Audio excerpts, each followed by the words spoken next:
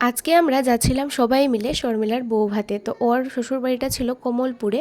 তো আমাদের এখান থেকে তো কমলপুরটা অনেকটাই দূর, তো আমরা সবাই মিলে বাসে করে যাচ্ছিলাম। তো যেহেতু প্রচণ্ড গরম বাইরে, তো আর দুপুরবেলা ছিল, অনেকটা রোদও তুলেছিল। তো এখানে আমরা সবাই মিলে মানে ঠান্ডা, তারপর আইসক্রিম এগুলো খেয়েছিলাম, ভীষণ গরম ছিল তো তাই। তারপর সবাই মিলে বাসের মধ্যে নাচতে নাচতে মজা করে আমরা চলে এসেছি ওর শ্বশুর বাড়িতে। আর দেখো বাড়ির ভেতরে কি পর্যন্ত ভিড়, আর এত গরম ছিল। আর এখানে ও রেডি হয়ে দেখি বসে আছে। তো তারপর ওর সাথে আমরা কিছু ফটো তুলে তারপর এখানে চলছিল অর্কেস্ট্রার প্রোগ্রাম হচ্ছিল আর কি।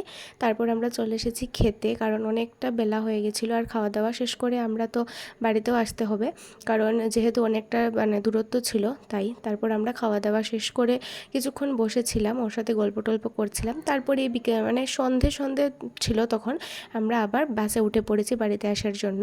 আর আসার সময় আবার আগের মতোই নাচতে নাচতে আমরা চলে এসেছি বাড়িতে।